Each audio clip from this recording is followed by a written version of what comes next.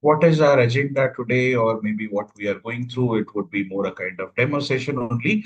We'll not jump into the further technical aspects, but we'll try to understand where a data analyst comes into picture. What is the role of a data analyst? That is what our primary aim is, right? So if you want to be a very good data analyst, if you want to be very good BI analyst, we are at the right place. We will understand what skills are required, and then we'll also understand about the current market as well. Now, see, if you are looking out or if you're searching out for any particular open position, like even the way of searching has quietly changed. Quietly in the sense it is slowly adapting the new world. So how do you understand this current changes? You have to be very like specific to what is the open market about, how the skills are evolving. So that evolving skills has to be part of your resume.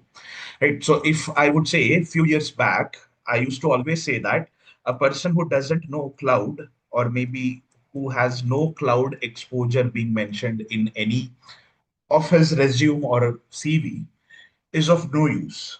Now, cloud still says the same, like you have to understand cloud, you have to know cloud, but along with cloud, the use of AI, or how are you adapting AI, that is also part of this current world. So if these two terminologies, or maybe these two words, specific skills are not available in your resume, nowadays it is of like it's a general piece of paper, it is of no use, right? So cloud and AI should be always part of your resume. Like how do you adapt that? We'll try to understand. Fair. So before we proceed further, what is the, just a moment. It is getting stuck, it seems. Just give me a moment, yeah.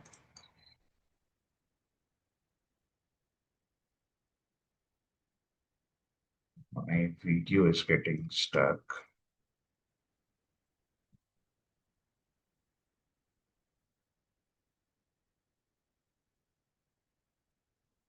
Fair. I'll reshare it back.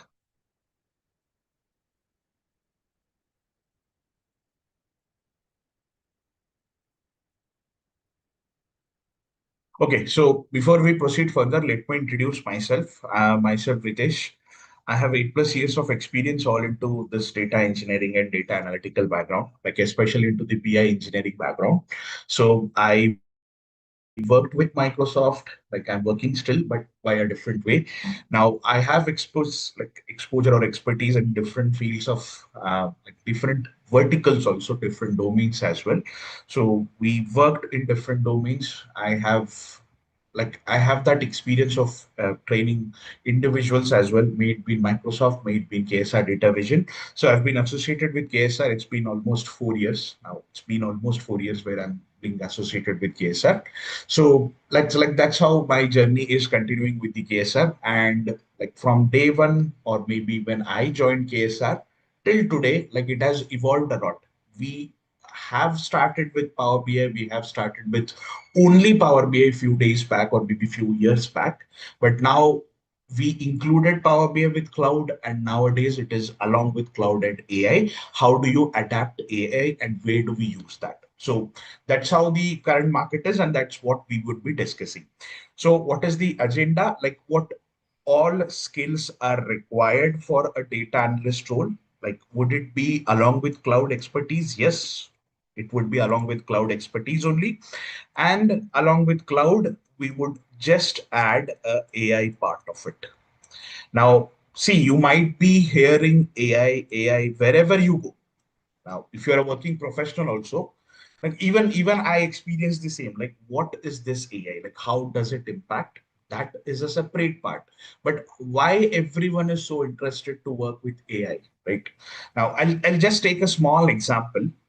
Um, like if you're a working professional, you may have um, probably you may have gone through many your in-house company meetings, right?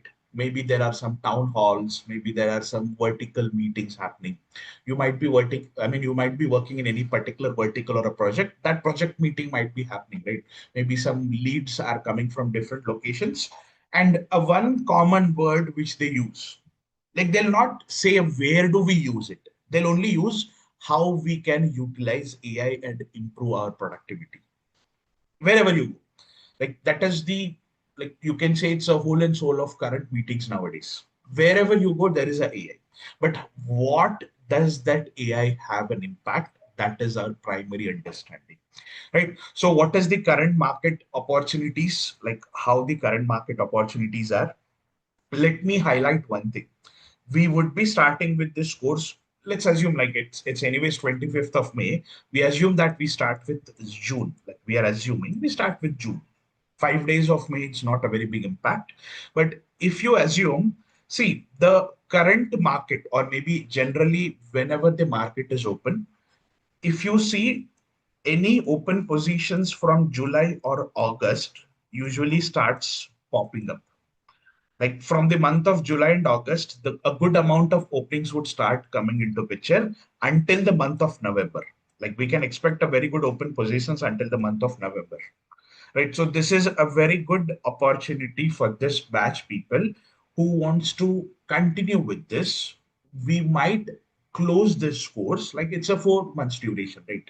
So assume July, August, September, and October. We usually close by October, but you can start applying once we complete the Power BI also. Like there are few sets, there are few components which we would be discussing that as well. But once you see the current market, by month of August or September, we might close half or more than half of the sessions. So in that case, you are ready to apply for this open positions. So keeping that in mind, we'll try to understand what all skills we would be covering and what is the benefit of learning this data analyst or BI engineering course.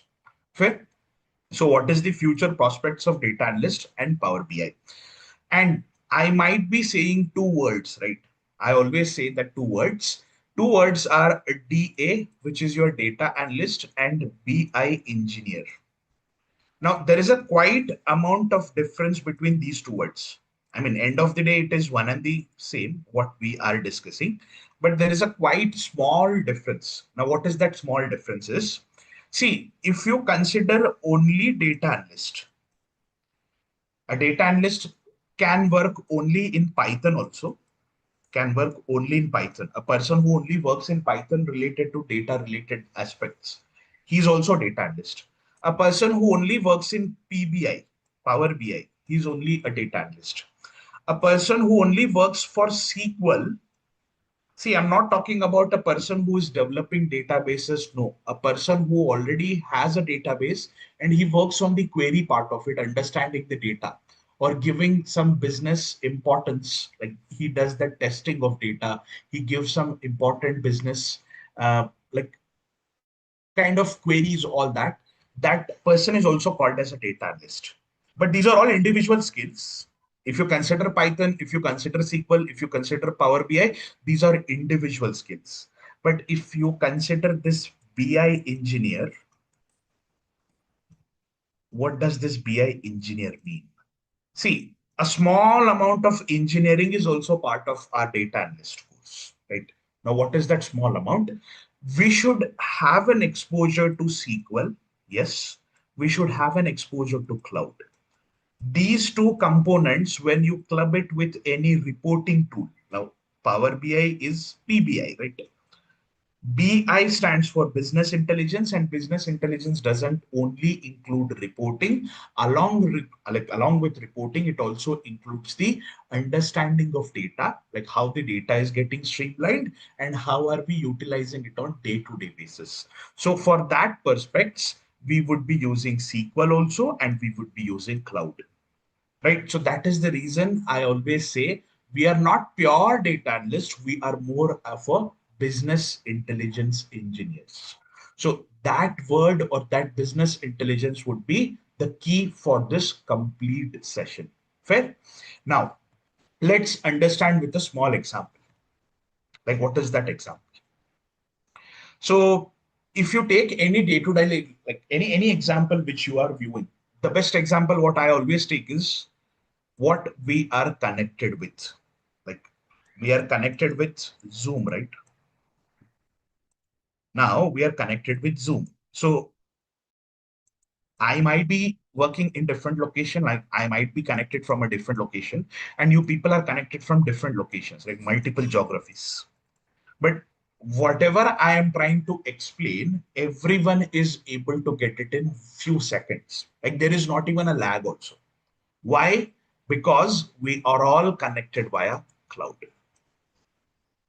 So one of the biggest benefit of using cloud is like if you start your day, whichever component like which is related to your devices, which is related to your any application, all that applications are part of cloud.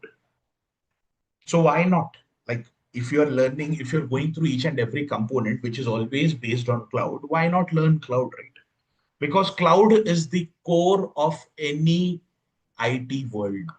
You may be a data analyst, you may be data engineer, you may be data scientist, or apart from data related roles, you might be a front end developer, a back end developer. For everyone, cloud is the core of their understanding because every data is being able to push to cloud and we can access it from any part of world. So that is the benefit of learning cloud. And we are also in the same track. We would also learn cloud along with this business intelligence stack. Fair? So the best example is Zoom, what I've told you. But along with that, whichever example you consider, like almost every part of the world has dependency on clouds. And if something goes wrong with the cloud, almost all the applications will come down. So that's how a cloud has impact on our day-to-day life or day-to-day working infrastructure. Fair. And cloud can accommodate anything. Like it can take up whatever data you have, it can maintain your applications, or it can help you to solve all your problems. Most specifically is a better connectivity, right? And the best example again I can give you, if you just go back to like 5 years or 6 years back in 2020, like if you go to 2020, March 2020, especially, like because of this COVID, almost every companies went back to the model of work from home. But how companies were confident that people can work from home? Because they knew that whatever applications we are using, almost all the applications are working on cloud. So if we can connect from our local systems, if we can connect from our office premises, why not they can connect from home, right? The only thing was whenever you move from any on-premises systems to cloud, the best way to manage them is having a good security. So cloud doesn't mean if you learn cloud, okay, fair, it is well and good, but you should also understand some background of it. You should also understand some with like what is the security aspects of it. So that's what we would be discussing along with few examples. Fair. So our primary emphasis would be BI along with cloud and SQL stack. Now, the best again, few examples.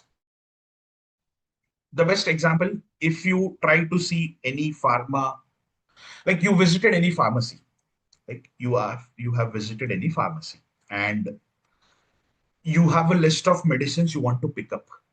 Now, if you go to a pharmacy, you have list of medicines to pick up. All the medicines are kept in like some similar racks or some similar places, right?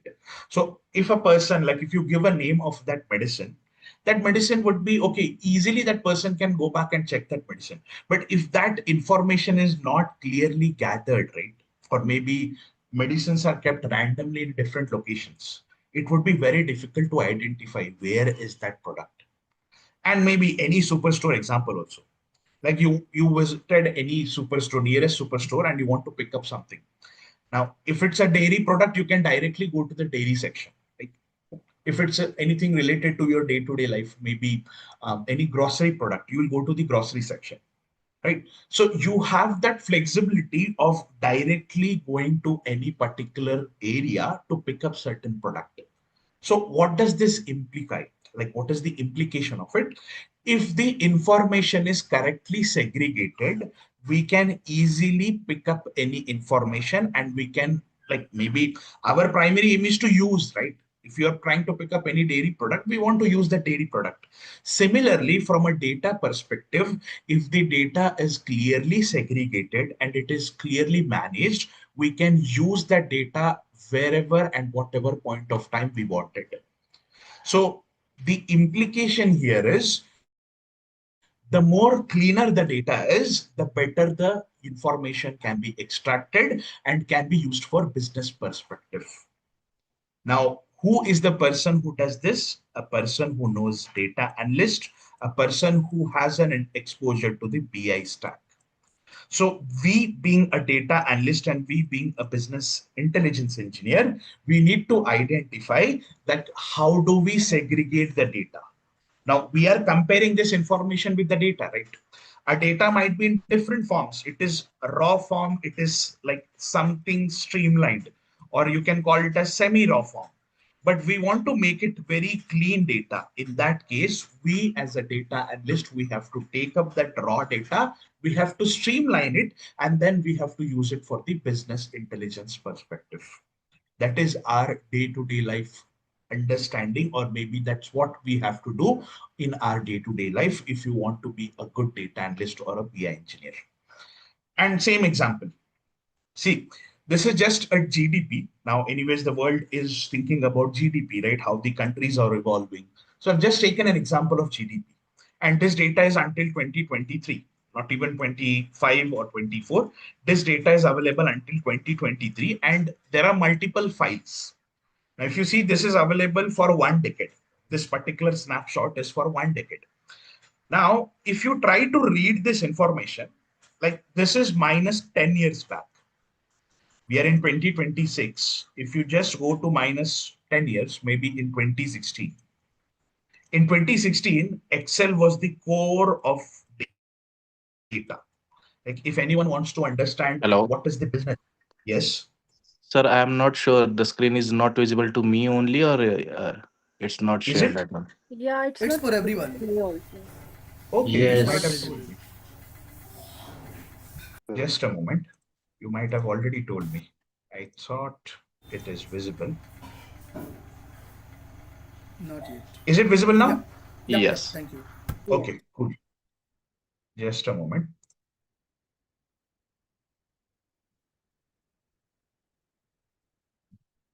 Fair. We were discussing about this part. Okay, so if you visit any pharmacy, if you visit any superstore, this is how the information is segregated. We can easily pick up any data. But we being a data analyst, we have to think our role is to segregate and clean the data, right? So that is our primary understanding. We being a data analyst, we have to stream and like we have to streamline and check all the data segregation, what we have to do. Fair. So the best example what I can take is this example. If you go minus 10 years back in 2016, we're in 26. Like if you go back to 2016, whatever analysis anyone has to do, they has to do all that analysis mostly in the Excel sheets, right? Excel was the core. And still today, Excel is still a good market leader for understanding or analyzing the data. But Excel has certain restrictions. What are the restrictions? You have to create some formulas. You have to use a lot of data churning there. And see, for an Excel has one version only. A person can develop in the Excel there itself, and I mean, whatever they have developed, they can share directly with the end user. So there are no different versions. Like a development version is not different, and the version which you are giving it to the end user, that is also the same version.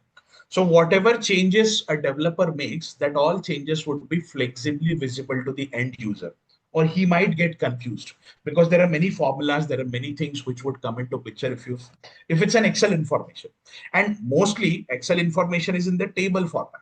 You can create some visuals there also, but most of the Excel information is in the table format. Now, if this same information you want to convert it, how do you convert? We have to convert it in the correct segregation manner. So how do you convert that? We convert this into this specific dashboard. See, this is a dashboard which is developed by one of our student only. What we have done is we were looking around this data. The second step, what we have to do as a data analyst is segregation of information. Now, what is segregation? First, understand the data. As a data analyst, we have to always understand. So once you understand the data, we have to clean that data. Now, we have taken an example of segregation, right? Now, this is what a segregation means. Like if you want to pick up any product, you directly go to that space and you pick up that product. Why? Because everything is segregated. And even business knows, okay, this is the stock, this is not available, this we have to focus on, or maybe people are not checking this product, we have to think, we have to give some discount. All this is because they have segregated the data. Similarly, if you're a data analyst, if the data is correctly segregated, we can easily think about cleaning, we can easily think about business, how our business is going on. So the same information what I've shown here, now this is for a one single decade. I have an information for 4 or 6 decades. Now that 6 decades of information, we have analyzed it and we have created this report. So how the population is impacting our day-to-day GDP growth as well. Same information. Fair. So if any person wants to read that, if you are sharing any information to the business, business is the one who's trying to take that decision. Okay, where can we improve ourselves? So the same example, if I show in the table format, and the same example, if I want to show it in the report format, 99 percentage of the time business is more interested on these data because it is very easy to understand. Whereas if you try to check the table view is quite difficult. I'm not saying it is very difficult, but you have to read each and every point. You have to compare each and every point. So here we can directly compare it. So this is the benefit of understanding the BI. This is the benefit of understanding the cleaning of data. And once you clean the data, you can create any report out of it. So we being a data analyst or we being a BI engineer, our primary focus is to make sure you read the data, you understand the data, and you can create the visuals. Now, one thing which the current world is evolving is everyone says that AI tool can create visuals for you. You might have heard, right? AI can create visuals for you.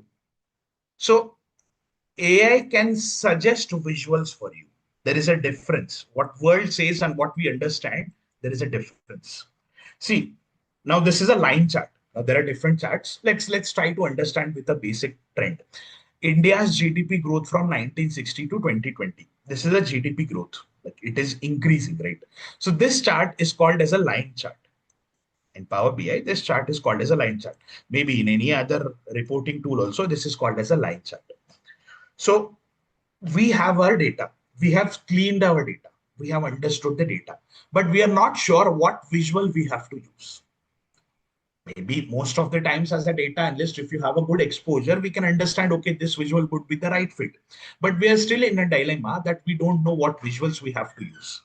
In that case, we can always suggest, we can get a suggestion from an AI, right? Now, we can also suggest AI, okay, this is our data, this is what we want, basis of which the AI would answer a perfect result for you. One thing you have to always understand. See, there are two ways of asking a question to AI. If you give data and if you ask a random question, AI can give you 10 answers. But out of the 10 answers, you are a person, you need to identify what is the best fit for the business. AI will not be able to understand it. So AI only gives you answers depending on what you prompt. If you're prompting it wrong, it would give you wrong answers also. And it would make sure you believe that the answers are correct.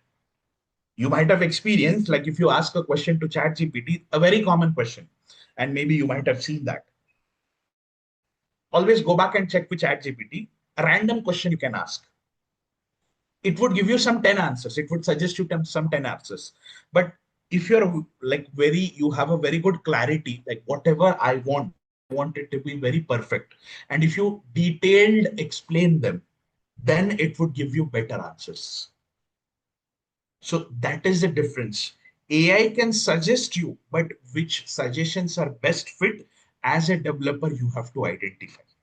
So you always have to understand AI cannot give you everything. It can suggest you basis of which you have to take the best suggestion and give the best results. So that is the impact of AI. And the AI would always work on number of prompts. How many number of prompts are you giving from your end? Like it can give you 1,000 answers, but it can only take 15 questions or 100 questions a day. So how perfectly you are asking a question, that is more important. How are you prompting to AI? And now you might have seen few open positions about prompt engineer. There are few open positions about prompt engineer. A prompt engineer is a person who prompts an AI and gets the first and perfect results within one single prompt. We have to jump into that position also. We need to understand, okay, we have some requirement. If you ask 10 questions, it will give you 100 answers. But with only one question, how do you extract the best answer? That is what we have to make sure you adapt that. Fair. So AI is not going to take any job. It was going to take a job of a person who is very lethargic and he is not giving you the best results. So you have to adapt that AI to make sure you always get the best results, and that too with a very less time frame. Time frame is also most important part, right? So we need to understand that time frame and we need to get the best results. Same is the case. Like if I share this report to AI, maybe any AI tool, ChatGPT, Copilot, Gemini, or Claude also, whichever tool would you like, you can pick up that tool and you can share this information. What it will ask you few questions. Like before it asks you few questions, you can suggest them that this is my data, this is a data of last 10 years, and I want to create a one single page of report with 5 KPIs. If you give all these details to AI, it would give you better result. But if you directly share this information and if you say, I want to create a report out of it, it would create a report, but it would give you 10 solutions. Now, which solution is best?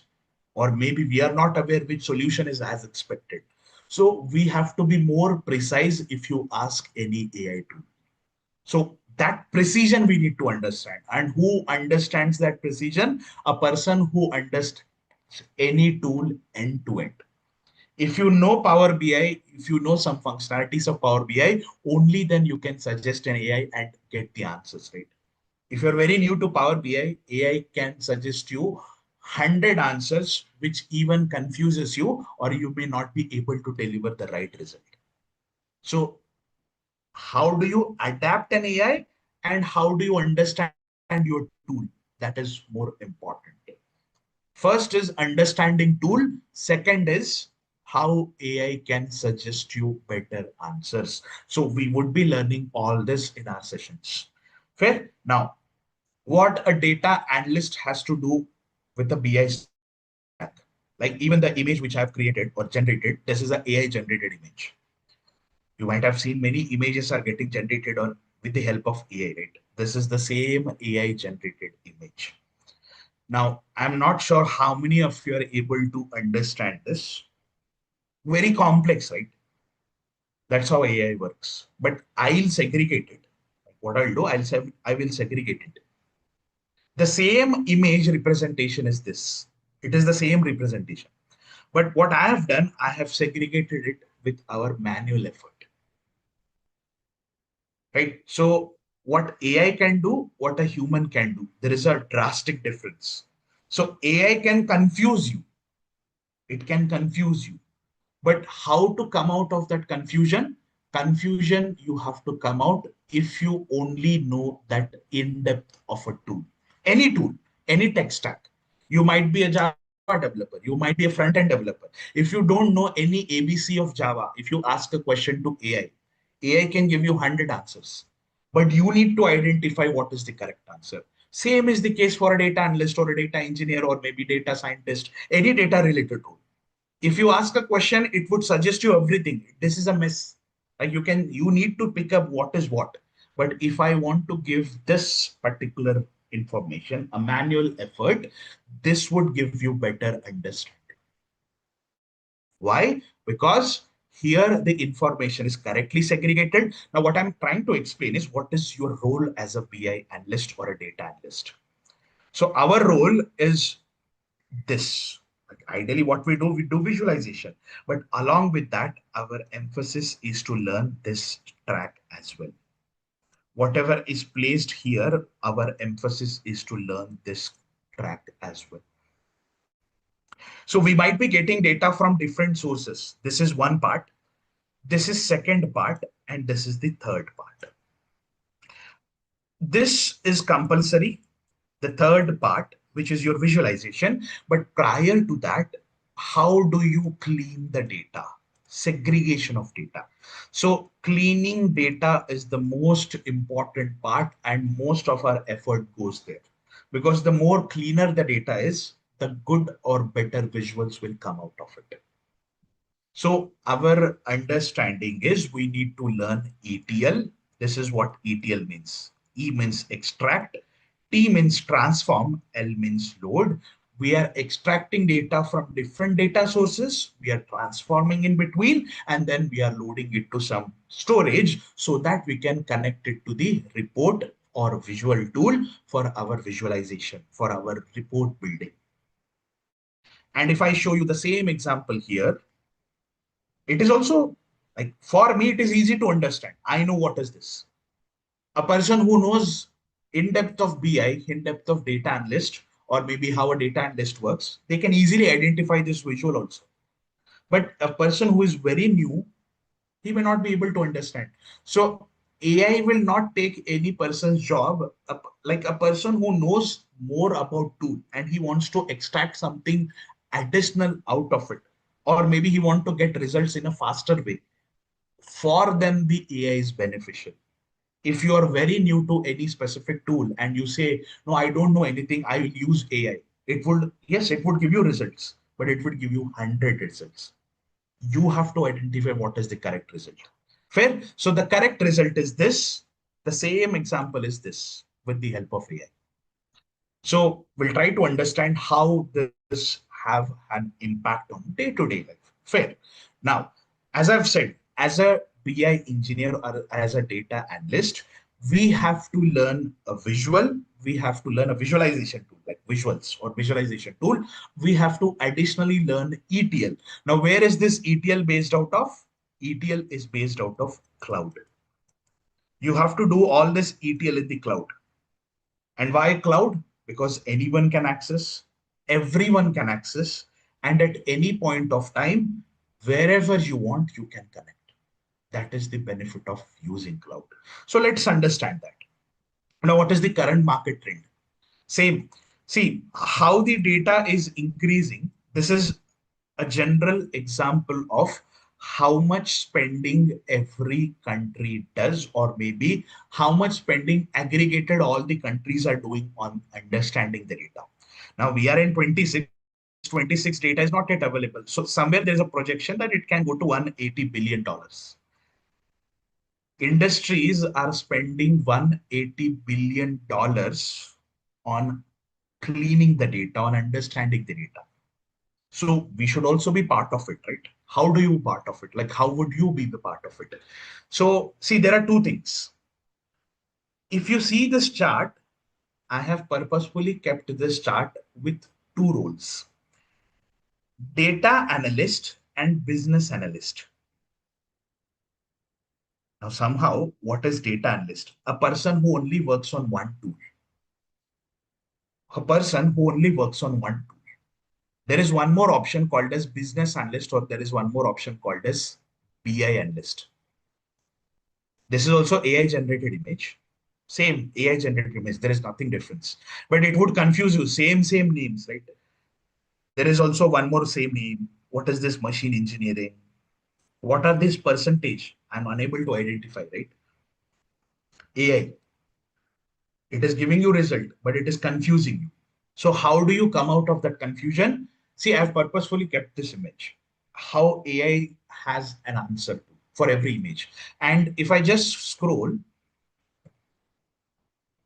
I would show you one more image as well. Just give me a moment. Or maybe let's understand in the same image, right? Why to open that? See, I've kept two rules. One is a pure data analyst who only works on one tool. He has idea about only SQL, only Python, or only Power BI. He is a data analyst. But if you want to understand the business, if you want to work on different aspects of business, you should be a good BI engineer. In that case, you will have expertise in cloud, you will have expertise in BI tool, or you will have expertise in data. Additionally, you will have expertise in use of AI in day-to-day life.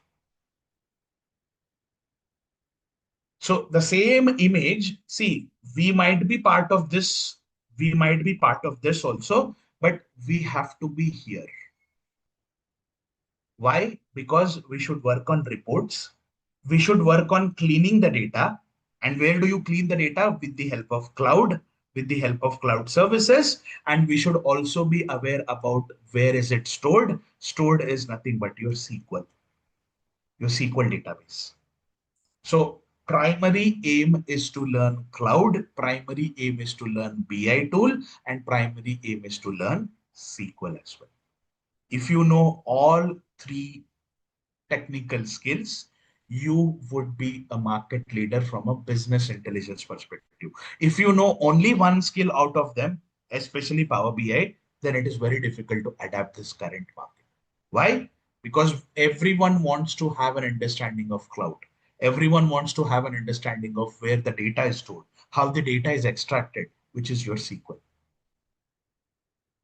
Now, the next image. This is just a comparison. I'm not trying to give you any perspective out of it, but just a comparison. Mere comparison is like every year you will get a quadrant generated by Gartner. You might have heard about a name company called as Gartner. It is one of the world leader which compares different tools available in the market. So it is trying to compare reporting tools or BI tools, especially BI tools or reporting tools. So if you see, Microsoft is nothing but your Power BI. Are we learning the right tool? And you might have also experienced, if you just see the current world, every company is focusing to move from any other reporting tool to Power BI. Maybe some other tools are very powerful than Power BI. If you compare Tableau and Power BI, Tableau is also a very good tool. It is way more better than Power BI in some aspects. But why people are learning Power BI? One thing, it has a global presence because it's a product of Microsoft. The second part is it is very easy to adapt. That's what people are pushing out or maybe moving out from any other tool to Power BI, right? That is one thing, fair. But along with that, what Microsoft has done, they have introduced a concept called as Fabric. And they're trying to give this Fabric license free for a few days, right? Now, what is this Fabric? See, any tool, if you are using Tableau, if you're using Click, if you're using Google Looker, if you're using any other tool, MicroStrategy, that tool doesn't have their own cloud. If you want to work on any data streaming, if you want to work on any data cleaning activities, you have to use some external cloud providers. But Power BI comes with a suite called as Fabric, or you can use their Microsoft Cloud, which will help you to streamline the data. That is the reason people are moving to Power BI. It is not that it is a free tool. It is not that it is very easy to work. Yes, these are two important aspects. But along with that, Fabric is also one of the important or key factor, which is everyone which everyone thinks about. And that is why everyone are moving to Power BI because it comes with inbuilt Power BI service comes with inbuilt option called as Fabric Rate. Like 60 days of trial is good to start with. You will understand the data. You need not have any other tool you need to maintain, right? Fabric comes with Power BI service. You can easily use them and you can easily connect it to Power BI. Now, in our sessions, we would be parallelly learning Fabric along with Azure. And why Azure?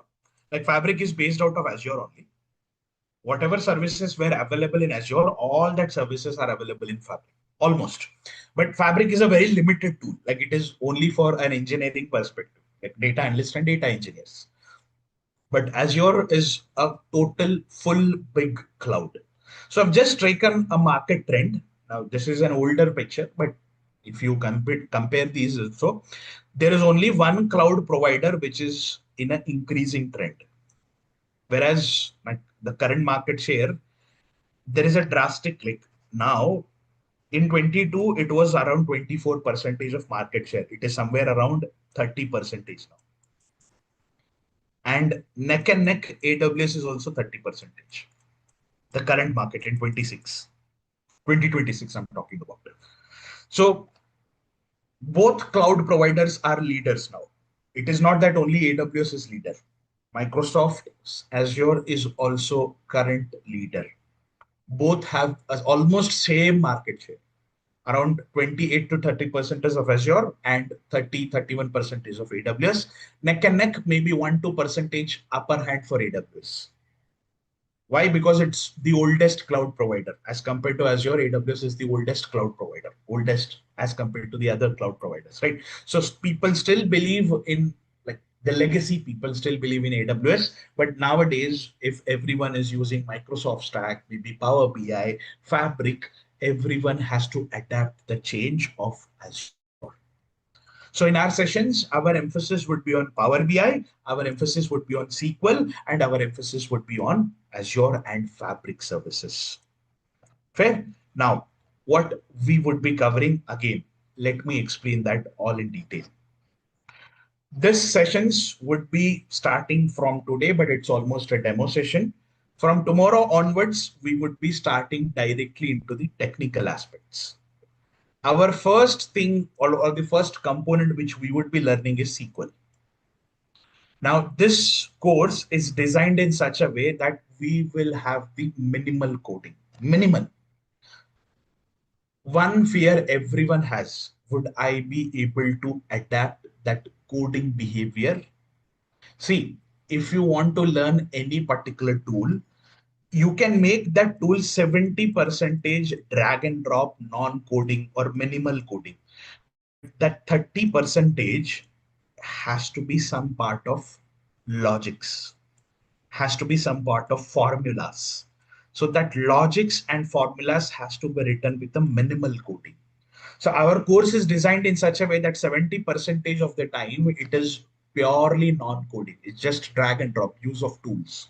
But 30 percentage of the time, if you want to write formulas, if you want to understand the data, if you want to write the better logics, you have to use a small portion of coding, which is almost equivalent to understanding a formula only. So SQL we would be starting with, then it would be Power BI, then we would be moving to the cloud and Fabric. Now this, whatever services I have mentioned, all these services are available directly in Fabric. Fair. So we would be understanding ETL. Now this is cloud. What I've highlighted, this is cloud. This is cloud. It starts with Azure Data Factory, which is also a data factory in Fabric. We would use other services like storage account, which is your Azure data lakes. In Fabric also we have Lakehouse. Similar services are available. So all the services what we would be learning in Fabric and Azure are all interrelated to each other. The only thing is Fabric is a separate suite. Azure is a total cloud infrastructure of Microsoft. Fair. Now, how does this course, like, how do you bifurcate this? SQL would be 22 sessions, which would be 1 month. So if we assume a month, it would be minimum 22 sessions, 1 month. Then we would understand complete Power BI, full reporting, which would be 2 months. So if it's a 2 months course, we would have minimum 40 plus sessions. Minimum 40 plus sessions, or maybe minimum 40, sometimes 41 or 42 sessions from a Power BI perspective. And last 1 month would be cloud. So again, if it's a 1 month, it would be again 22 minimum sessions. So around 40 plus 20 plus 20, 80 sessions we would be covering, and this would be a long 4 months duration. This would be a long 4 months duration. So 1 month usually we assume 20 to 22 sessions. So you can bifurcate, you can break it down. 80 sessions would be around 4 months. So within all these 4 months, we would be covering, we would be starting with SQL, then we'll switch to Power BI after a month, and maybe the last month we would be covering Azure and Fabric services. Fair. And I have also included basics of engineerings as well. It is not that okay, we would be only focusing on one service of any cloud. We would also focus on certain services where I will be giving you an explanation related to some automation, some combination of services which are used by data engineers as well. So does it mean that we need to write a piece of code? No, it is not required. Fair. So our sessions are for 4 months. What we would be learning all these components one after the other. And let me highlight one thing. Along with our day-to-day sessions, whatever day-to-day sessions we have, along with our day-to-day sessions, if you are part of KSR, maybe many of you already know it. I'll also make it very clear. Along with technical sessions, we would always cover non-technical aspects as well. Now, what is non-technical? We have some domain knowledge sessions. We have some project management sessions, like what is Agile, what is Agile. Agile, like there are different ways of working in any project. Every world, like every time if you change something, the world has to adapt, like even if the world is changing, right? So currently almost every part of world is using or working on Agile methodology. What is Agile? Agile is just a way of working. How do you adapt that Agile? What is Agile, what terms, like what all skills are required, even that we would be discussing in the non-technical sessions. Usually these non-technical sessions are for everyone. Like he might be part of data engineering, might be part of data analyst, data scientist, or any parallel course which is going on in KSR. For everyone, we would be covering this non-technical exposure. And along with that, we also support you in resume building. We also support you in interview preparation as well. Right? We also support you in interview preparation and resume building as well. So this course is not only technical, we would be giving you the additional importance on how the business is, how the market is, what domain knowledge you have to adapt, how the work culture is, how the projects are adapting this agile, and some resume building and interview preparation sessions as well. Fair. So it is a part of complete suite. It is for 4 months. We would be starting with, maybe our technical sessions would be starting directly from tomorrow. We would be starting with SQL, and maybe we'll slowly switch into the other technical skills as and when we proceed further. Now, few individuals might have a question on what is Microsoft Azure, or maybe what is Microsoft Fabric rather. Azure is a cloud, and Fabric is also part of cloud only. It is one of the service in cloud. So see, Fabric comes with all these services. Fabric has Data Factory. Fabric has warehouse. Fabric also can be used by data scientists and data engineers. It has some components. The names are different, but all these components are available in Azure also. And Fabric itself is a product of Azure. Like if you want to activate Fabric, you need to have a Azure license first. Like from Azure only, you will be activating Fabric. But for our team, we would be giving you 60 days of license for Microsoft Power BI, which is your Power BI service, as well as we would be giving a Fabric license with लेकिन our. Introduction class में कौन कौन पढ़ेगा टिक मार्च मतलब যদি class miss Fair. So 60 days of license would be given, a paid license. You will have a paid license of Power BI, you will have a paid license of Fabric, which you can utilize it for your day-to-day practice. And parallelly, we will also be learning some Azure services as well. Now, Fabric is nothing but a combination of multiple Fabric. Power BI service is also part of Fabric now, or rather, you can say Fabric is part of Power BI service nowadays.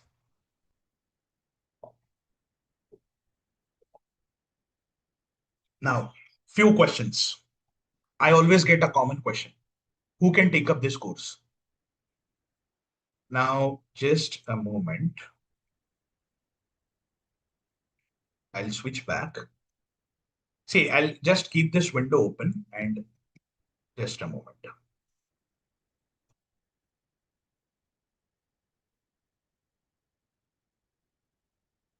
A small example to give you a better clarity.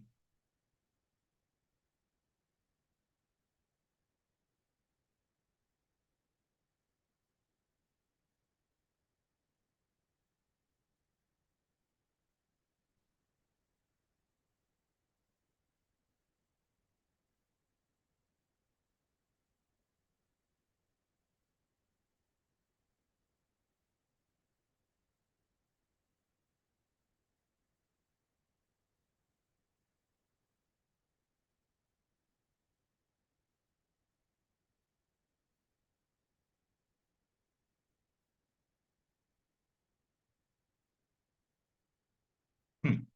So let me share this part as well.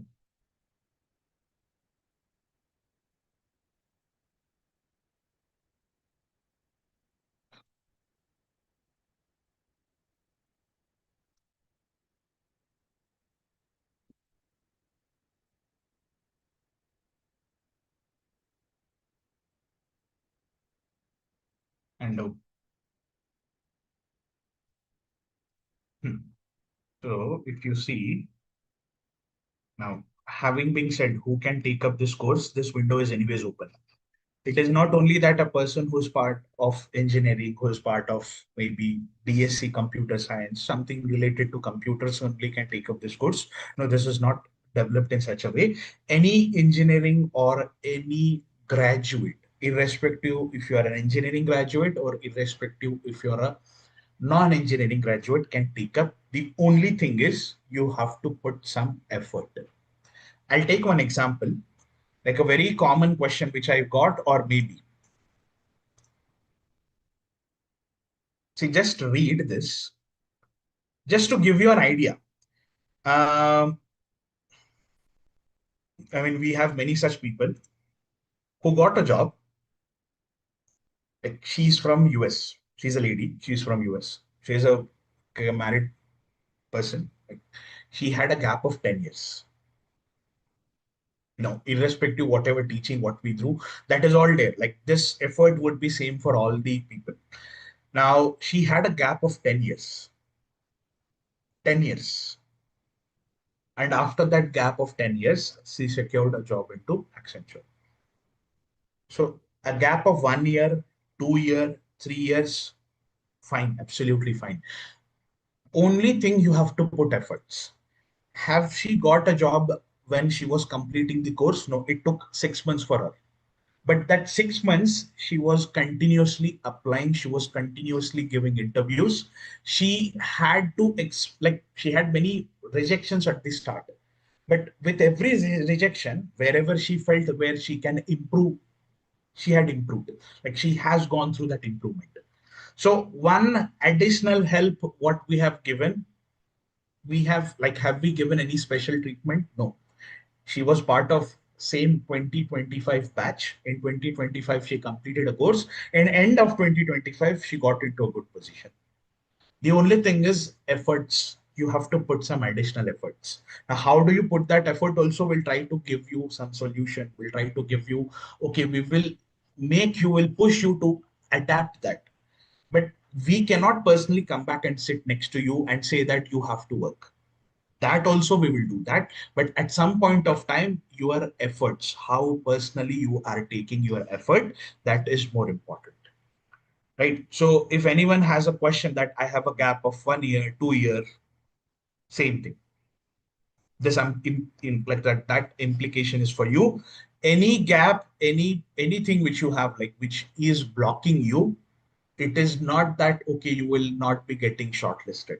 Companies, if you know, if you're technically strong, every company is considering, including TCS, including Infosys. So it's not a question mark on a gap. It's not a question mark on non-technical exposure.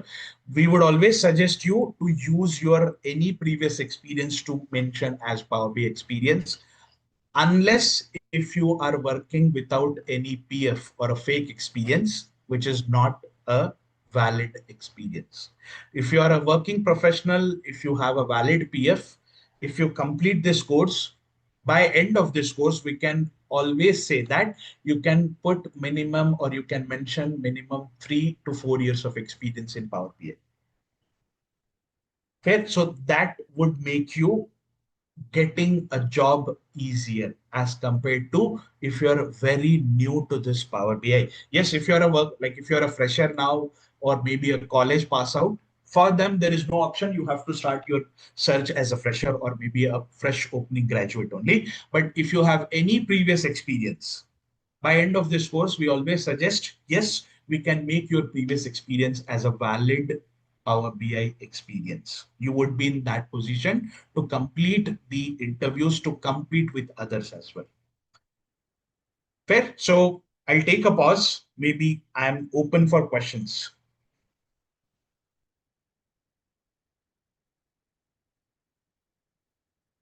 Hi Ritesh, Shivam this side. Am I Yes, audible? yes, you're audible. I just want to ask you, as a data analyst, the Python is also important. So, are we going to cover the Python as well for data Perfect. cleaning purpose? So, See, are we one going to thing. do this? Fair. At the start, somewhere I have mentioned Python, if you only work on Python, you can call yourself as a data analyst. But if you want to learn something which is a combination of multiple components, like which is your BI engineer. So what we have done, this course is developed in such a way that you have a minimal coding exposure. So Python requires a good amount of coding. Yes, if you want Python sessions, you would be given Python pre-recorded sessions which are used by data engineers. Python is not a part of this course. It is we kept it quietly separate. Why? Because this Python is not compulsory for day-to-day life. It is not compulsory. Like if you have cloud exposure, if you have SQL exposure, Python is not compulsory. If you have, well and good. If you don't have, still fine. You would be considered for the open position. It is not compulsory. And for a Python, you have to understand SQL first. You cannot directly jump to Python. Why? I mean, we would not be learning core Python. We would be learning Python, which is required for a data perspective. Yeah, For a I mean, data just perspective, data cleaning yes, purpose, the right. pandas and the So, NumPy libraries right. only. So Python has many libraries. Pandas and NumPy are the Hmm. common things which data analyst uses. If you want that sessions that are quite separate, used by data engineers, like sessions are pre-recorded for data engineering, you can access them, but it is not a part of this course. The sessions are kept separately. And again, I'm saying Python is not compulsory. We made sure that if you have a good SQL exposure, which is sufficient for a BI role.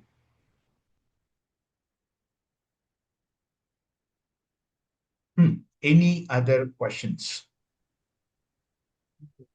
Hi, sir. So hi, Is Excel necessary to finish this Power BI or to get a job? Okay, so see, we would be using some Excel sources. We would be using here and there wherever there is a requirement of an Excel. So again, whatever Power BI is developed if you consider PBI is developed on top of Excel engine only. Power BI runs on the same Excel engine. Excel uses multi-pack engine.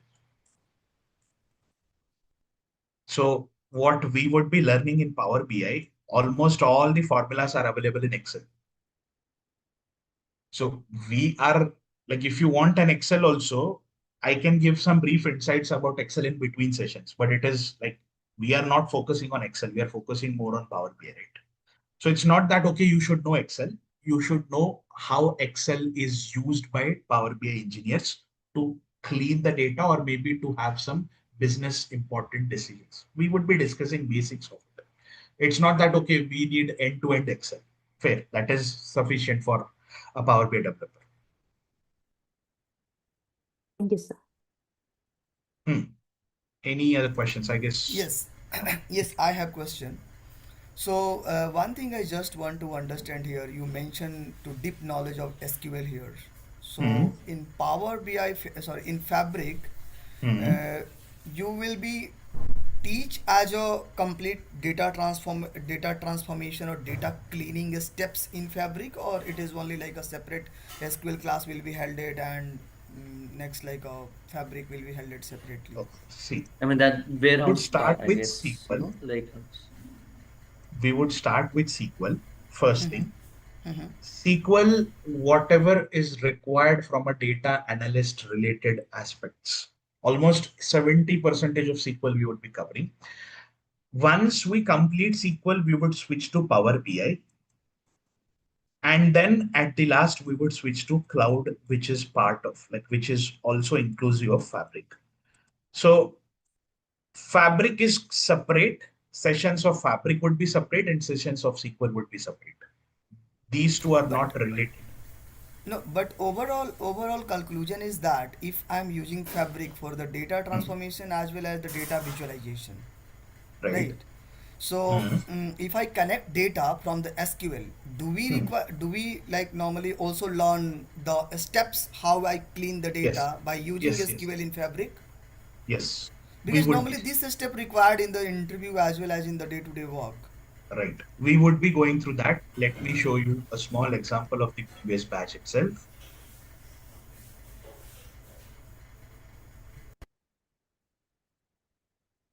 See, this is how you will be getting a premium license. Now, you will get a Fabric trial as well as the Power BI premium license. And let me show you.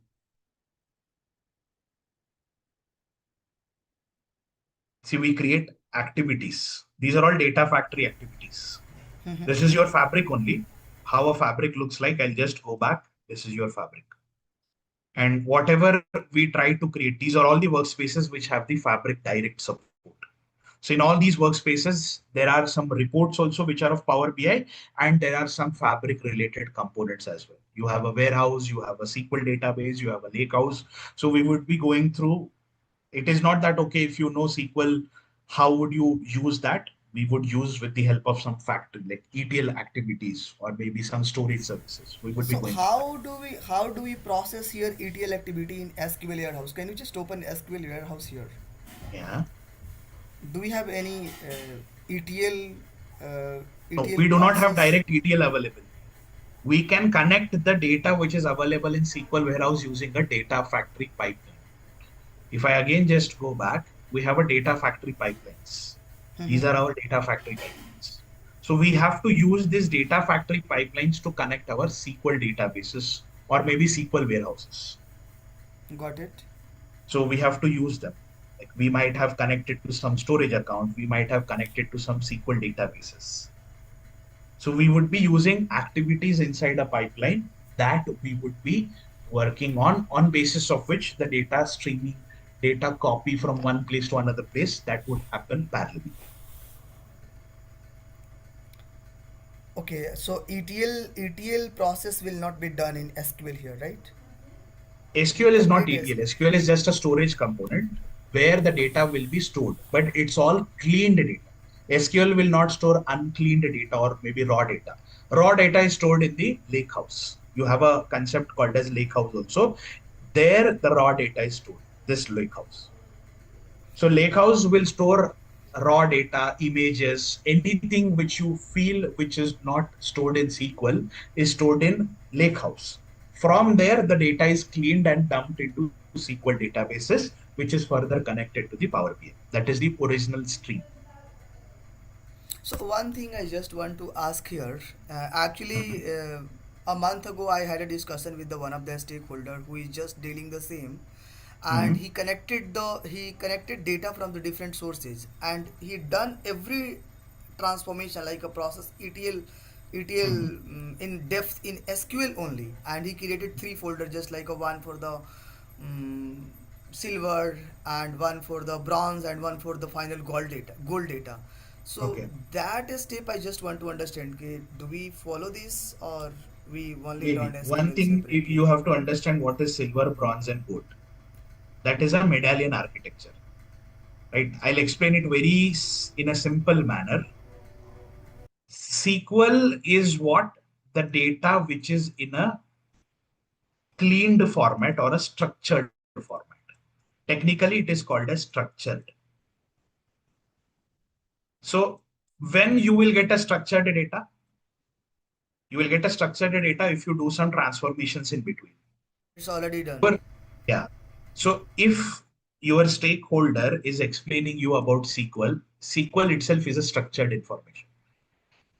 Prior to that, there will be some unstructured data, like you will have raw files. That raw files are stored in data lakes or lake houses. Nowadays, combination of data lake and warehouse is called as a lake house. Lake house is what? Where you can store your unstructured raw files, everything. From here, the data streaming happens. Lakehouse is your silver layer. From there, if you clean your data and then you dump it to SQL, that is your gold layer, you can say that. And prior to silver layer, there is a bronze layer. Bronze layer is where your business data is coming from. Your businesses are not using database directly. They might be using some business tools like SAP, Oracle, Salesforce, or maybe their internal in-house tools. That data, if you take it, if you stream that, if you copy it, that data is purely raw, because a data coming from SAP is purely unstructured. You have to create tables for it. That data is your bronze layer. Now, if SQL is there, SQL itself is a gold layer data because it is purely structured. Yes, in SQL only you can have three different versions. One is your high volume data where the volume of data is very high. In the SQL itself, you create a view or a stored procedure to extract only important information. That you can call it as a semi important data, which is used for your reporting. And from there, even if you feel you only want to take only few tables, you can again write one more view or a stored procedure here. Your stakeholder might have done three different layers in the SQL only, but SQL itself is a gold. Right, right. SQL Yes, itself is you a are gold correct. layer. So SQL doesn't mean it is a silver layer or a bronze layer. SQL only has a structured data. Bronze layer is the data where you have coming, like you have a data coming from different business systems. From that business systems, you streamline it, you dump it into some data lakes, you dump it into some warehouses. From there, you take it to the SQL. SQL is your final source where you can directly have the structured and clean data and then connect it to Power BI. Yes, in SQL, you Got can it. maintain three separate environments also. How? One database will have full high volume data, second will have low volume, and third will have data which is used for your business intelligence. You can have that So bifurcation sequence. So one thing I want to understand here, it means he has done every ETL, he has processed ETL as a like data flow Gen 2 kind of, and he is stored in the In SQL, differently see, from sources. SQL to SQL, if you want, you can use pipelines, but you cannot do directly in SQL. SQL doesn't has any pipelines. SQL components doesn't have any pipelines. You have to use some external ETL tools like Data Factory, Alteryx, and maybe any other tool, Informatica. Our emphasis would be more on Azure Data Factory. So ETL is separate, SQL is separate. SQL is nothing but a storage service. No, You no, in store the data. Fabric, in Fabric I'm talking about. Might be he Yeah, use the in data flow Fabric Gen also. 2. Yeah, that's what I'm trying to say. In Fabric also, SQL is a storage service. It doesn't has any ETL in it. Yes. You have to use some other service for the ETL. Data flow, yes, data flow is part of ETL only. I'll just go back. We have some data flows as well. Let me show you that as well.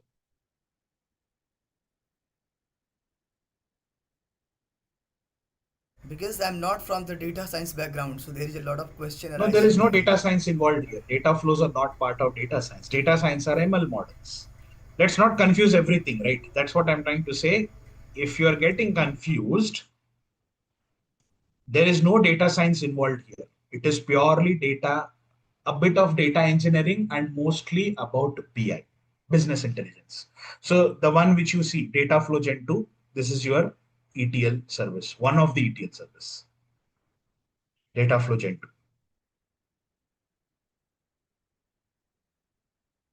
Do I have? Yeah. You have a data flow gen 1 also. These are gen 1s. Gen 1s are like outdated, gen 2s are latest one. So these are all ETL services. You have a pipeline is also ETL service.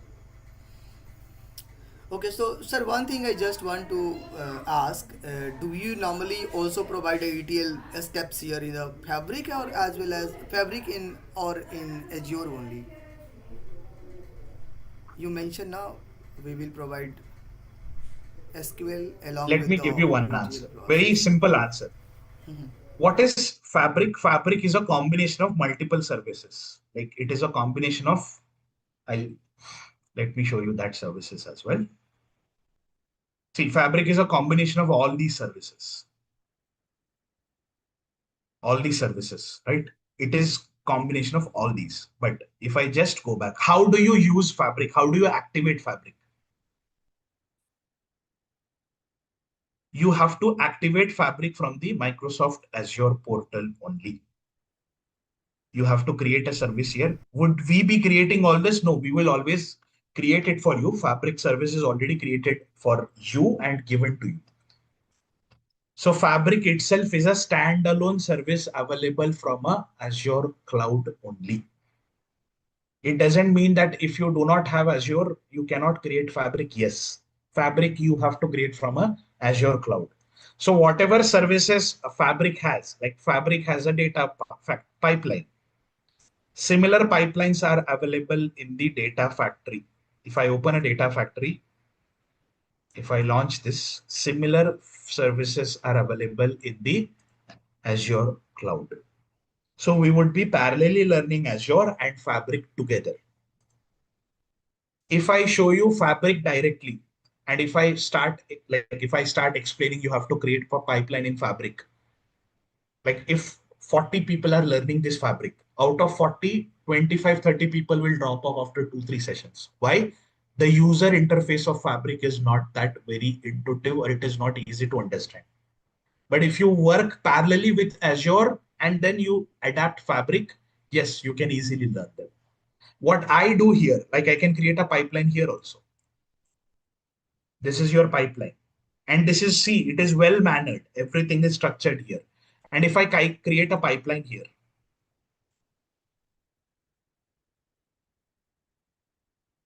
now you identify what is the difference. It's almost same. It's almost same. There is nothing difference. But if you check the user difference, like what is the difference? Here, there is no white space. You have to check your manual activities are logics. You have to check your activities like this. But here, if I just expand all the activities will come next to the open tab. You can drag that and you can easily use it. You can drag whichever activity, whichever logic you want, you can drag this. So if you start learning Fabric from day one, it would something give you a messy situation, or maybe you'll not be able to understand easily. So what I always do is I always explain them from an Azure perspective, and then I'll switch to the Fabric slowly. And again, I've Okay. said Fabric is a part of Azure cloud. If you want to activate and continue Fabric, you have to have a Azure cloud subscription first, basis of which a Fabric is created. So Fabric itself is a service of Azure. Fair. Any other questions?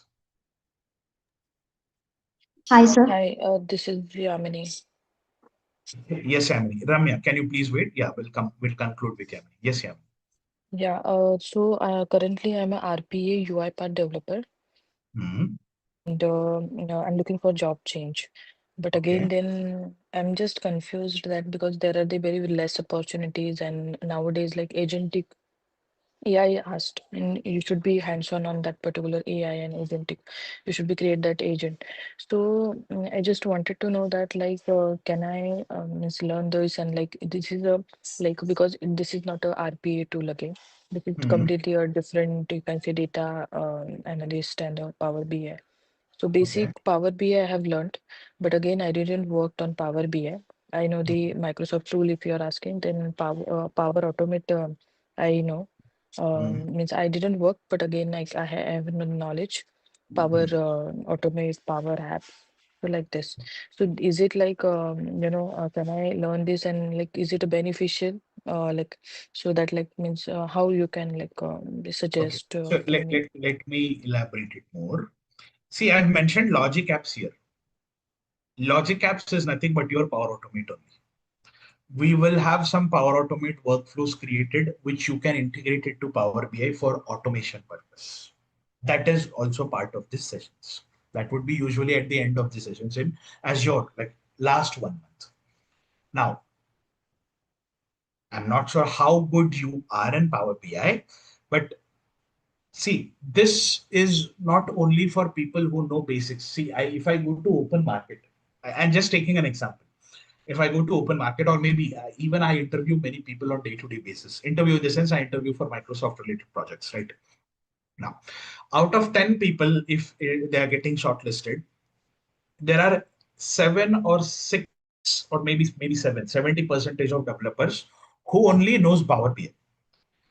And out of that, maybe some of them may know full Power BI and some of them know basics of Power BI. Like there are few functionalities in Power BI which you have to know from end to end.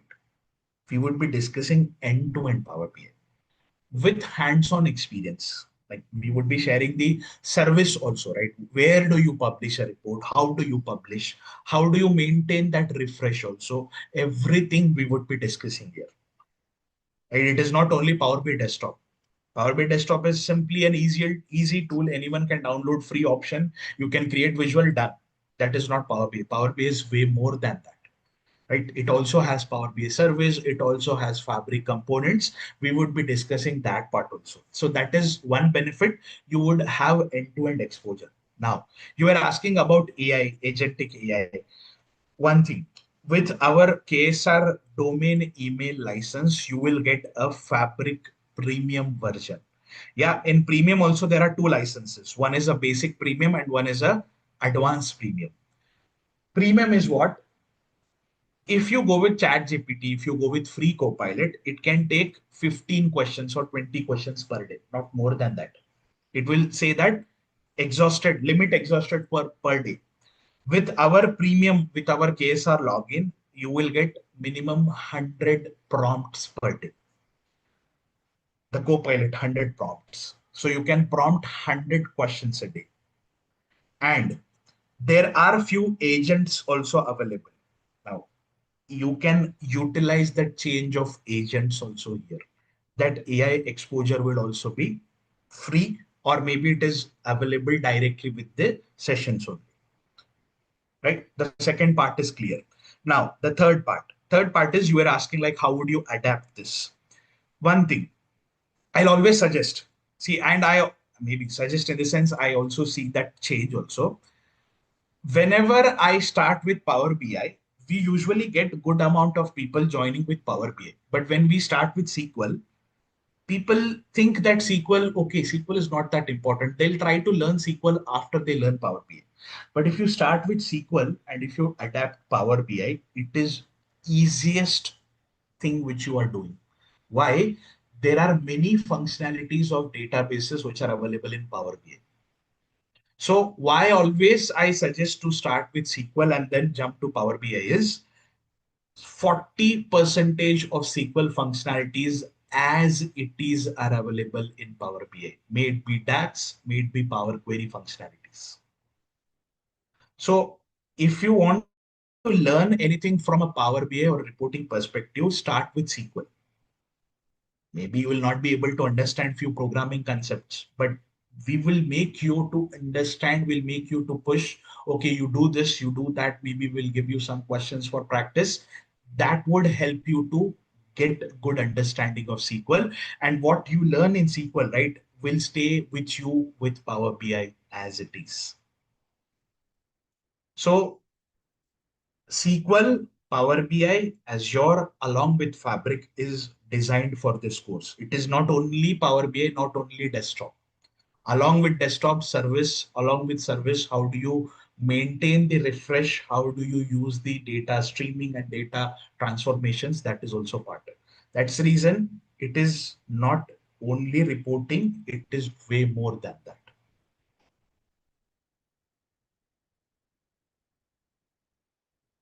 Okay, got it. Thank you. I guess someone had a question. Yeah, hi sir, good morning. Yeah, yeah. This is Good Samya. morning. Yeah. I have decided to study Python along with this course, but how will we connect the Python with Power BI or I'm asking. So I have seen some requirements. There is a need of Python in job market. Job profile. Okay, Yeah, fair. job profile. Yeah.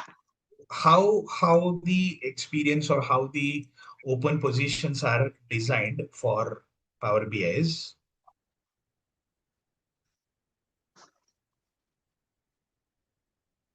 see, for any open position in Power BI, Okay.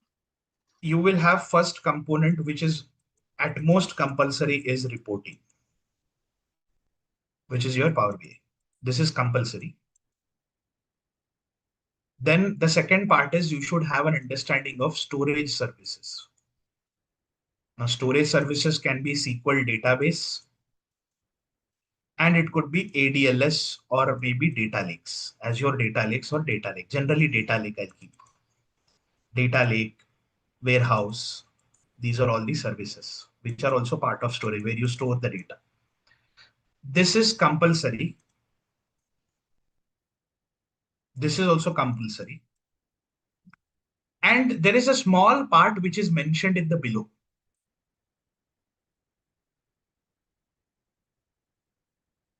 Good to have. In good to have, you will always see cloud. But nowadays, this cloud is moving to compulsory part. Nowadays, cloud, ETL. Now, ETL is again part of cloud only, and Python. Good to have doesn't mean you should have every skill. We are learning this.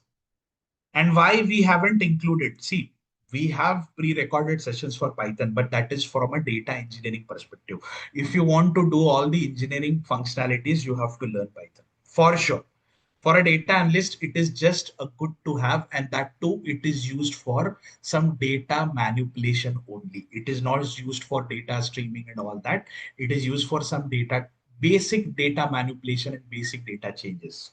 Now, you were asking about a question related to Python. How do I connect a Python to Power BI? See, there is no direct connector available to connect or write a Python code. If I mention Python, there is no direct component. You have an option called as Python script. But these Python scripts are including data frames. What is data frame? Data frame is all Spark related. It's a storage service only again. Like it is like a table. It is like a table. Yeah, it's like a table. Fair. So you have an option, but this is only for running some data frames. There is an option called as Python visual. You can create your own Python visual also, but you need to have a Python installed in your system. You need to connect it to Power BI. This is quite different. This is your Python data rendering. It is called as rendering. You want to render some information. So there are two ways. One, if you are using Python as a source, but where that Python will store the information? Does Python store information? No. Database will only store. You have to write a script to get the data from database or a data lake and then push it to the Power BI. So Python is a language to communicate.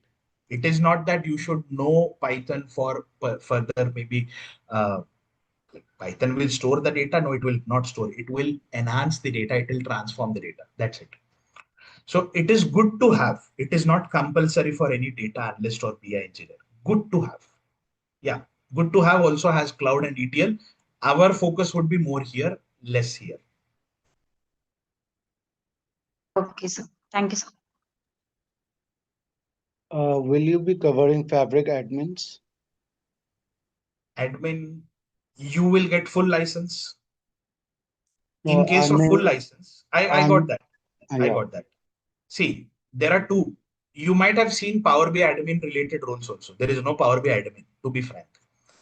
Power BI is like Power BI service is so easy that you need not have a separate person who is managing this Power BI service also. You as a developer can manage it freely. But what is it?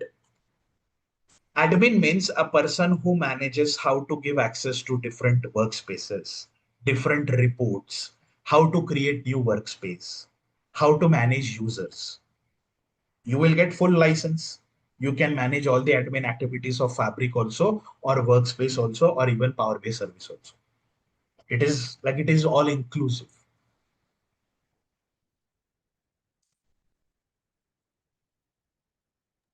No, but then will this course be covering all the components of Fabric admins? There is no Fabric admin related functionality. That's what I'm trying to say. Admin is a person who manage. See what happens if you work in any project. If you want to publish a report, you may not have access of creating a workspace. You have to go to an admin. Similarly, if you want to create any pipeline in Fabric workspace, admin is a person who is managing. You will be given full license, right? You can have all the admin functionalities, you can manage them yourself. So what all admin has to do, so admin has to manage access. Here we are only managing access, right? So you can have all the admin functionalities here.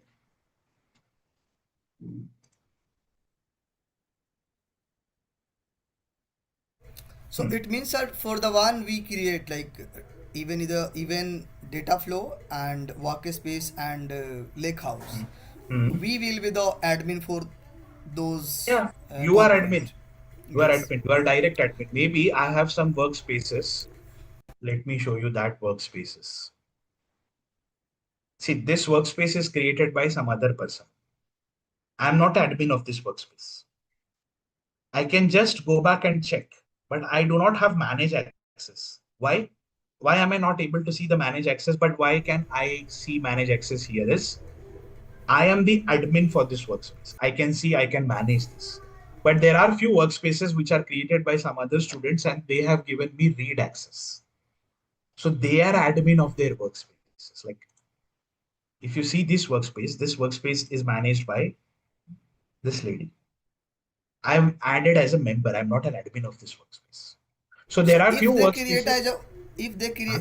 if they assign as a owner, then you will be also Yeah. part of admin. If And they assign me as a, Mhm. one question comes in my mind. Another thing, you mentioned Azure, and the second one is a Fabric.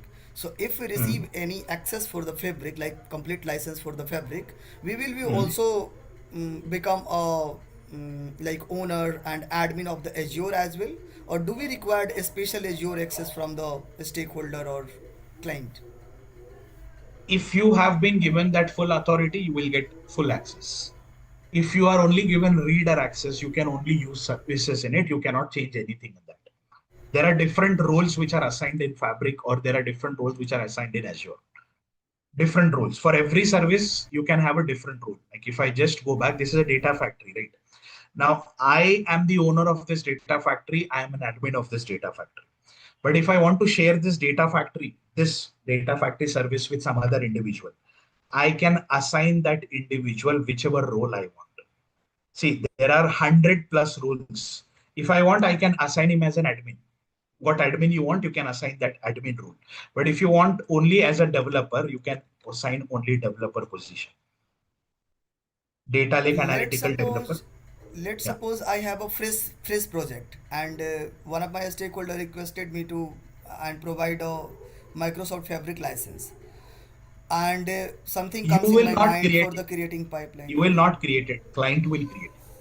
Yeah, client will create it, but if let's suppose I have to work or create a pipeline in Azure, so is Huh. it possible by Microsoft Fabric only, or do I also need to connect with him for Azure service, sorry, If Azure a company license is or using Azure, if a company is using Azure, you will have to request them Azure access. If a company is using Fabric, you have to request Fabric access. Either of okay, them you can access, got not it. two. There is Okay, a sir. question. Yes. Sorry, sir. I think, sorry, but I was like, I wanted to understand, is this course suitable for you? Although all the questions are more related to the things which we will be going to learn within the course, and Mhm. this is not the day one where we can learn everything. So, Mhm. but yes, my question is more specific on how this will help me. So, I want to frame my question in that way, like. If I have a 7 years of experience with the Mhm. all the domains or the stacks which is mentioned in the course, like although Mhm. this question may not have a specific answer because multiple factor will affect to this answer, but still, uh, Mhm. how much salary we can expect as a 7 years of experience with this particular stack in our resume? You can mention a range, or as I mentioned, there can be a multiple factor which may affect, like current CTC, what's the trend, and you are Forget working about for current product. CTC. See, one Hmm. thing. Yeah. Current CTC is just a factor to like negotiate with you. Right. How Right. you can Definitely. expect it. There are two things. If whatever experience, if you are maybe if you have some Power BI experience and you want to adapt all Fabric and SQL, then you can show assume that you have a 7 years of experience. I assume it's a Right. technical experience or it's a non-tech experience. Yes. Technical experience. Yeah. So by end of this course, we can always say, or maybe I always suggest you to keep 4 years of experience into PBI and three Sir, years whatever. just to give you a background, I have actually 5+ years of experience in Power BI. Then I moved myself in business analytics role, where since 1.5 year haven't gone through Power BI. So this Hmm. will be a brush up sessions for me. But yes, I want to highlight this, that when I was using the Power BI services, it was Power BI services, not a Fabric. So that difference I definitely need to adopt. So that's why I specifically want to say that I have 7 years of experience because So, I can manage it somehow. see, you can show all your experience as Power BI only because Okay. anyways it have that adaptation. Right. Now, what is the minimum package which you can expect? Yeah. Any Power BI role is your experience into 3.5. Minimum, this is Okay. experience into 3.5. Let's suppose if it is 7 years of experience into 3.5. Into 3 would be 21 and zero point 0.5 somewhere around 23 or 24. Yeah. So you can expect around 24 LPA. Okay, sir. Okay. Got it, sir. And like Person has just 4 years, same Mhm. 3.5, Mhm. 4 into 3.5. You have to divide. Now, this is a minimum suitable like criteria. One thing, let me close it and maybe you can Yes, ask please. further Please, questions. please. Yeah, sure. And you always like we always right there we always consider our previous packages like maybe we were working with a less package, assume that we are working with 10 LPA and my experience is 5 years of experience, so 5 into 3.5 is what, somewhere around 18, 17.5 to 18. So Yes. if our package is 10, they cannot directly give you 18, that is for sure, but it is just a negotiation criteria. You always say that 10 is not as per market standard. That is the reason I am looking for a switch, right? And my market standard is it is my experience into 3.5. I have experience in so and so skills, which I am expecting that I should have around 17 to 18. Yeah, plus and minus 1 you can do. Like if it goes beyond 20, you can do plus and minus 2, but not more than that. Okay, sir. Okay. So I want to add here, sir. Like my, yes, you mentioned absolutely correct. So my current CTC is 24.5 LPA right now. So is it something like I'm really afraid in this market that Mhm. if I want to switch, like companies may afford me, and may I get a good hike on it, or I need to negotiate on that terms where I need to just adjust it around just I think 10% of hike, which is not sufficient to really switch, because in my current organization I am getting 6% average hike. So that's Mhm. why what I wanted to understand the limitation of this profession, because as I mentioned, I recently moved myself in the business analyst, but Mhm. still like I'm confused, or I'm not sure whether the business analyst may have an higher limits, or the Power BI developer or engineer, I can specifically say, because I have SSIS, then hardcore SQL experience. So I went through these stacks, so I'm good in it, but not sure on the numbers, like what's happening within the market. So that's why I wanted to understand and get the guidance from you. One thing, if you are already on this 24, that means you are currently on as per market standards, which is a good option. Right. Now, if you want to explore more, maybe from a business analyst point of view, yeah, it is like business analysis. You have to work on that specific element of it. From a switch perspective, there are Mhm. two things. Are you working in a service based or are you working in a product Uh, based? in a product base, sir. So in a product base, there is always a advantage of getting more package than what is mentioned here.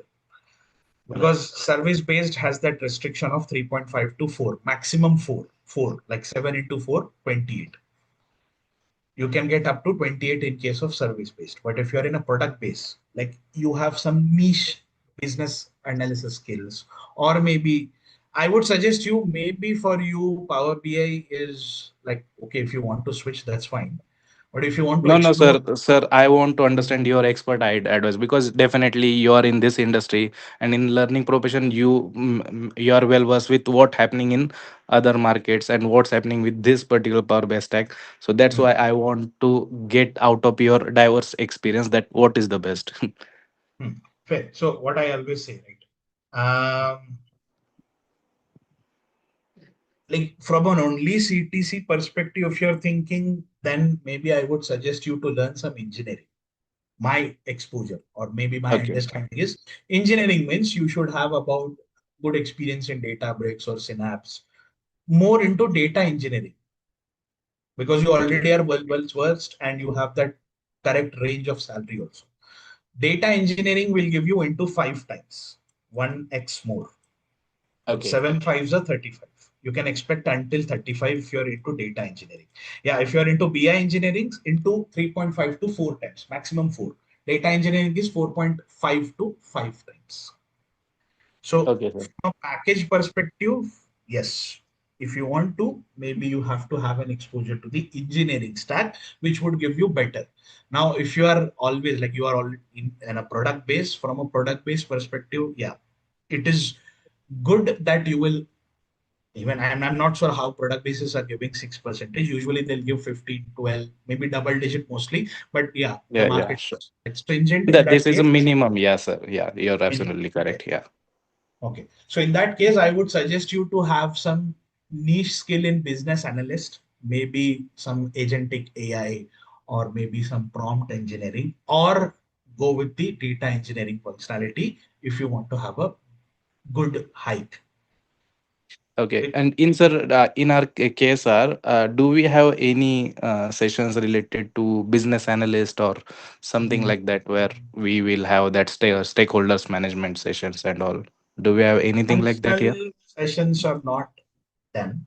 Like we do not have any functional trainings as of now. Business analysis is more related to functional, right? Understanding the Right, functionalities of right, it. So right. functionally, we do not have. Maybe if there is a plan in future, might be available. For now, there are no functional sessions. Okay, It's sir. all Okay. technical. Either data engineering, either data scientist with agentic AI, or either like BI engineering or Power BI, or either maybe pure Python engineering. That is quite different. Okay, sir. Okay. Thank you so much for your detailed answer, sir. This gives me an idea that what can be my future and what should be I plan. So thanks a lot for your expert advice. Fair. Any other questions? Hi Ritesh, I have a question. Hmm. So I'm completely from commerce background and I hold 4 years of experience in a renowned bank. Hmm. So now I'm in a thought of, switching my career. I wouldn't say I completely want to switch to a IT background, but then even in the current market, there's a lot of automation happening in the banking sector as well. So I just want to know how I can use my skills there. And one more thing is with regards to the course and course pattern. So Hmm. I see a lot of people who already hold, I mean, at least a few of them who spoke up, they already hold some background in Power BI and maybe also in Azure and Fabric. Hmm. But then for me, who is completely new to this and as a beginner from a non-technical background, I Hmm. want to know if the entire course will be done from the beginner Yes. standpoint, or is it something like I'll be very honest with you. In the initial session that we were having, it was pretty clear and it was Hmm. little interactive. Hmm. But then once there were high-end questions coming in where people were bringing in different terminologies, and to be honest, and I'm not sure of most of them. So that was giving me more, that was making me more confused actually. So I just wanted to know if this is how the entire course is gonna be, or we will stick to the basics and then start off as a beginner only. Okay, fair. So I might have mentioned this also, and again mention it. This is not designed for people who are from engineering background only. One thing, maybe if I explain something related to SQL, something related to Power BI to an engineering graduate and to a commerce graduate, there will be quite a good amount of difference. What difference they might feel? A commerce graduate might understand after 1 day, 2 days, or maybe after a week. Maybe it would take some more time to adapt. For an engineering graduate, it might be easily understandable in a day or maximum 2 to 3 days. That would be there. But we are not teaching from a very basic, like it's not that we are teaching from an engineering perspective only. I would start with what is SQL, what is database, what has to be done inside a database. That from that level of like basics we would be starting. Same is the case with Power BI. It is not that we are directly jumping. See, there are many people in this market who know basic Power BI. That basic Power BI is not sufficient. You can also learn basic Power BI using YouTube. Yes, it's very easy. But the only thing is you should know in depth. That is what we would be covering. So we will start with basics only. Post that, we will jump to the in-depth, right? You cannot directly jump to the final conclusion. Between, you have to learn all the basics. So irrespective if you are a commerce graduate, if you are an any teaching graduate, you have a career gap, and the technical people, anyone can come and anyone can understand this. Anyways, you still have 4 more sessions, right? You have your own time to decide whether I'm able to adapt or not. Right? From tomorrow onwards, we would be slowly starting with SQL. So you still have 4 more sessions to decide. Let's not confuse on the day one itself, right? There might be confusion, but you still go through first, like next 4 sessions. And then you think, okay, am I able to adapt that? Am I able to understand? And then think about whether can you join or not. We are not saying that you should be able to join or you should join. You have 4 more sessions to decide. Think, go through that sessions, and then maybe if you are able to understand, fairly enough, like you can continue with that. Correct, agree with you, but it's not about me thinking of joining it or not. I'm actually interested in joining this. I've already decided on it, but then I would appreciate if the high level knowledge that people already have, if Mhm. that is coming in between a Yeah. topic that you like, you have a pattern, you go by, step by step, and just as of a sudden, if something else, some high level knowledge comes in, that is sort of confusing to new beginners, is what I'm trying to say. I'm not saying I will change my point of view or something. It's just I want to let you know that, okay, it kind of affects. We'll be starting with this. Why do we need a database? Hmm. What type of databases are there? Like including what is like basics we would be covering. We are not directly jumping to any conclusion, or we are not directly starting with scripting. SQL is all about writing formulas, logics. We are not writing. We would be starting with very basics. Each and every point I would be covering. So yes, in between we would be discussing what is it used for. See, I'll not consider everyone as an engineering background. I'll consider everyone as a normal person who doesn't know ABC of database, who doesn't know ABC of Power BI. From that perspective, we will try to teach. Correct. Thank you. Any other questions? What is the fees for this course? I'll also highlight that. Maybe today is the day one. That's the reason I'm not highlighting it. But usually it is like if you go with one-time payment, you will get a discount. Somewhere around it would be 30K. If you're going with like EMIs, 2 EMIs, 3 EMIs, it would be 33K. So 33 and 30. 30 is one-time payment, 33K is 3 EMIs. Or if you want to go with two, like it would be 32K. All right. Thank you, sir.